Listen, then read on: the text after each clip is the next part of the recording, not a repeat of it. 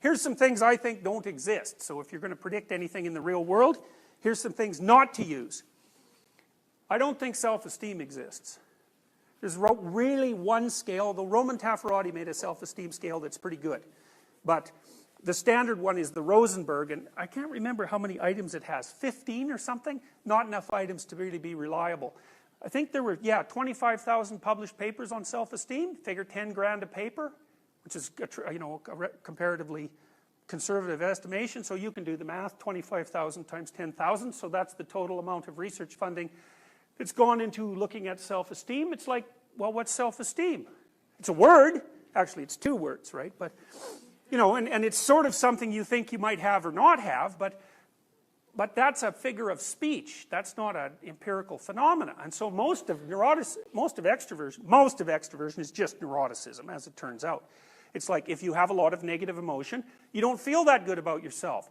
Well, isn't that a surprise? You have a lot of negative emotion. And if you want to fix it up a little bit, then you can also subtract positive emotion from that, because if you have a lot of negative emotion and you don't have a lot of positive emotion, so that's neuroticism minus extroversion, then your self-esteem is even lower.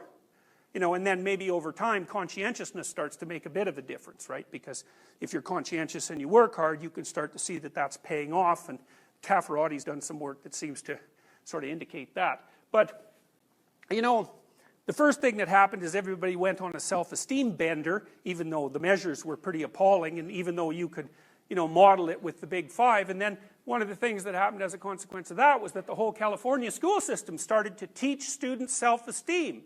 It's like, what makes you think you should have high self-esteem? Like maybe you're a miserable little worm. God only knows, right? It's not the case that you should have a good opinion of yourself in every bloody situation. What if you're a bully who pounds people out in the schoolyard? Bullies, by the way, do have higher self-esteem than normal. So because it's not like they're feeling bad about themselves when they pound you, they're feeling bad about you.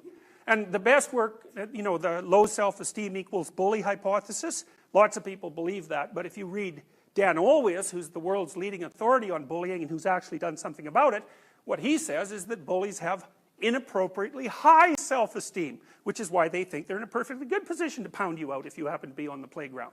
So it's not like they're suffering from a neurotic weakness of self-image. It's quite the contrary.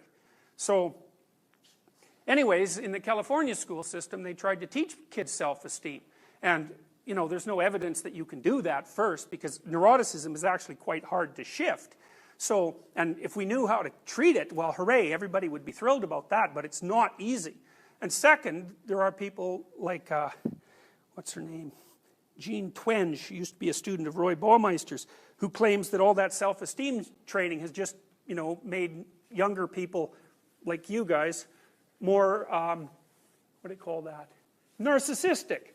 Yeah, because the self-esteem becomes disconnected from the actual accomplishment, because you might hope, well, you'd sort of feel good. How good should you feel about yourself? Well, you might say, well, you should grant yourself the right to exist like you do everyone else. That's sort of like a basic human right. As a human being, you're valuable.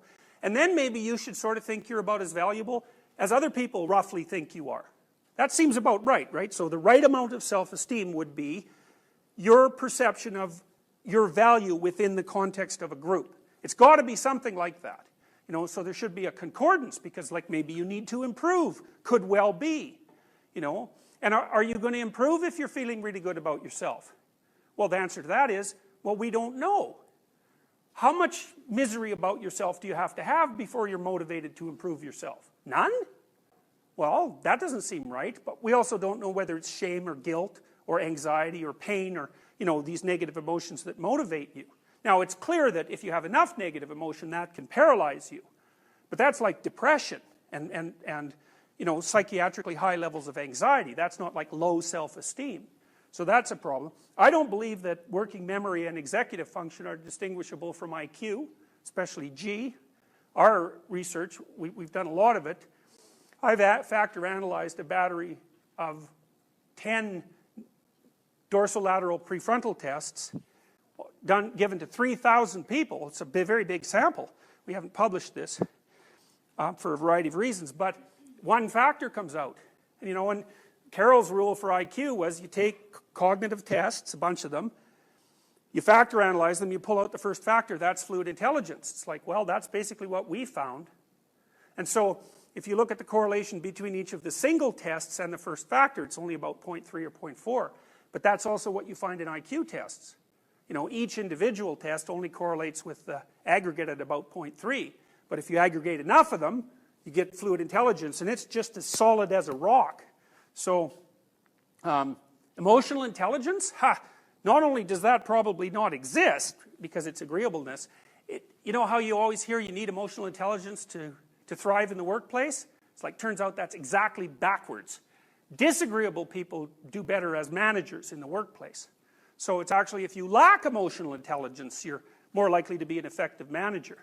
So an emotional intelligence is a great, you know, indicator of sort of pathology and psychology, because it was invented by a journalist. You know, you can't just have some word invented by a journalist and then go make a whole bloody, you know, enterprise out of it. You got to find out if it's really there. And there's not a lot of evidence that it is. And what does it mean anyways? Emotional intelligence. What does that mean? I can infer what you're feeling? Well, is that IQ? Like, are smart people better at that? Or like, am I mirroring you in some way? Or do I care for you? Like, maybe I can figure out exactly what you're feeling and I just don't give a damn. You know, is that still emotional intelligence? Well, I don't know, right? How would you separate that from sympathy or empathy? And what if you're oversympathetic to someone? Is that emotional intelligence? Like, maybe you feel way too sorry for your children. So it's like you're all empathetic and all that, but you're not doing them any good. Or sometimes you would be, but sometimes you should say, you know, quit whining, go the hell outside. Because that's the right response sometimes. So these things are not straightforward at all. And of course, emotional intelligence is generally measured with questionnaires. And we know the rule for questionnaires. What's the rule for questionnaires? That's right, exactly. It's measuring one or more of the big five, either well or badly. Okay, so, and as far as I can tell, that doesn't mean that personality has a five-dimensional structure. I'm not making that argument, because who the hell knows? I don't think it does, likely, although it's very difficult to say. But what the big five theorists have really demonstrated, as far as I'm concerned, is that if you factor analyze questionnaires, what you get looks a lot like a five-factor structure, and you can do that cross-culturally. And so I think we sort of nailed the question of how are questionnaires structured. So you can't just invent some new thing and term it something, and then pretend it's something new without testing it against, and I would test it against IQ, because that bloody thing, we know, for example, IQ eats up most of the variance in disgust sensitivity scales. You'd think, well, why would IQ be related to disgust sensitivity? It's inversely related, by the way. The smarter you are, the less sensitive you are to disgust. Now, I don't know if that's because maybe your cortical inhibition of underlying, like, limbic motivational systems is better. Who the hell knows? We don't know why, but we do know that it's a major predictor. Orderliness also predicts, but the thing about IQ is that it predicts things that you'd never expect.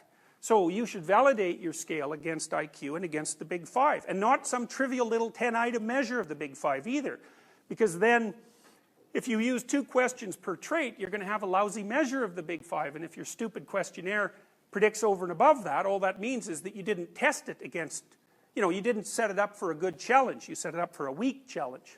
So, grit, that's very annoying. Yes, that's very annoying, because it's clearly, I think it was correlated, I think I told you this, it was correlated with conscientiousness at 0.75. I don't believe that optimism and pessimism exist. I don't believe that promotion and prevention exist. So, you know, one way of conceptualizing yourself is that you're one speck of dust among 7 billion. And when you conceptualize yourself that way, you might think, well, what difference does it make what I say or do? And that's actually quite convenient for you, because if it doesn't matter what you say or do, then you don't have any responsibility and you can do whatever you want. The price you pay for that is a bit of nihilism, but if you don't have to shoulder any responsibility, that's a small price to pay. That's the underground motivation for nihilism. But the other way of looking at it, and this is actually the accurate way of looking at it, is that you're in a network. You're a node in a network, and so you can do a little bit of arithmetic very rapidly and just figure out how powerful you are. You know 1,000 people. You're going to know more than that over the course of your life, but let's say 1,000 for the sake of argument for now. They know 1,000 people. That means that you're one person away from 1 million people and 2 persons away from 1 billion people. And you're the center of that network. And now the way networks work is that information propagates in a network manner. So don't underestimate the power of your speech. Now, you know, Western culture is phallogocentric. Let's say it. Okay, so we'll say, yeah, that's just fine. That's exactly what it is. It's predicated on the idea of the logos, that the logos is the sacred element of Western culture. And what does that mean? It means that your capacity for speech is divine. It's the thing that generates order from chaos and then sometimes turns pathological order into chaos when it has to. Don't underestimate the power of truth. There's nothing more powerful. Now, in order to speak what you might regard as the truth, you have to let go of the outcome. You have to think, all right, I'm going to say what I think, stupid as I am, biased as I am, ignorant as I am. I'm going to state what I think as clearly as I can, and I'm going to live with the consequences no matter what they are. Now, the reason you think that, that's an element of faith. The idea is that nothing brings a better world into being than the stated truth. Now, you might have to pay a price for that, but that's fine. You're going to pay a price for every bloody thing you do and everything you don't do. You don't get to choose to not pay a price. You get to choose which poison you're going to take. That's it. So if you're going to stand up for something, stand up for your truth. It'll shape you because people will respond and object and tell you why you're a fool and a biased moron and why you're ignorant. And then if you listen to them, you'll be just that much less like that the next time you say something. And if you do that for 5 years, you'll be so damn tough and articulate and able to communicate and withstand pressure that you won't even recognize yourself. And then you'll be a force to contend with. And you don't get to wait until, because I get letters like Sad gets all the time too, from faculty members in particular, and they say, well, you know, when I get tenure, it's like, then they think, well, when I'm an associate professor, and then they think, well, when I'm a full professor, it's like, if you're a professor already, you're like the most protected person in the history of the planet, you know, and you need, well, okay, but one of the things that indicates is that it's almost impossible to provide people with enough protection so that they feel safe to speak. Okay, so we'll address that directly. It is not safe to speak, and it never will be. But the thing you got to keep in mind is that it's even less safe not to speak. Right? It's a balance of risks. It's like you want to pay the price for being who you are and stating your mode of being in the world, or do you want to pay the price for being a bloody serf, one that's enslaved him or herself? Well, that's a major price, man. That thing unfolds over decades, and you'll just be a miserable worm at the end of about 20 years of that, right? No self-respect, no power, no ability to voice your opinions, nothing left but resentment because everyone's against you, because of course you've never stood up for yourself. It's like, say what you think carefully, pay attention to your words. The price is, it's a price you want to pay if you are willing to believe that truth is the cornerstone of society. And in the most real sense, if you're willing to take that leap, then tell the truth and see what happens. And nothing better could possibly happen to you. There'll be ups and downs, and there'll be pushback, and there'll be controversy and all of that, but it doesn't matter. The truth is what makes the world, the truth is what redeems the world from hell, and that's the truth. And we saw plenty of hell over the last 100 years, you know, and we haven't learned a bloody thing from it. It's like, wake up, tell the truth, or at least don't lie. That's a start. And you got to understand that's a risk. But I have one more brief thing to say about that. So, you know, I said what I had to say back in September, and I'm sure that I could have done it better, and many people have told me how I could have done it better, although it didn't mean they would actually do it, but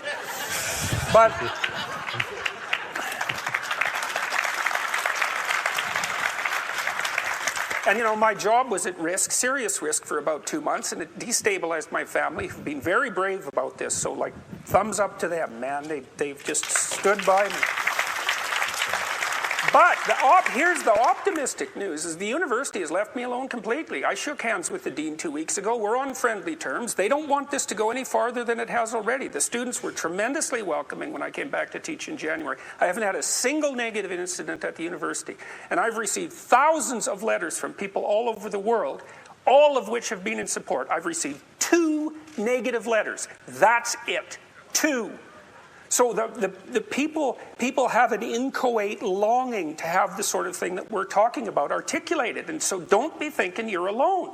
It's just that people can't talk, they're afraid to talk, or they don't know what to say. And those are real problems. So if you're reasonably articulate, like, start talking and sharpen yourself up. I mean, the enemy is a cloud. They're a cloud of gnats. They're only courageous in groups. They're only courageous in mobs. If you stand your ground and don't apologize and articulate things properly, they'll disperse around you like they're not even there. So most of it's illusion. So don't be afraid, but be afraid of the right thing. And the right thing you should be afraid of is not saying what you say, because that's the same as not being. And here you are, suffering away. You might as well be at the same time. At least then there's something to you. So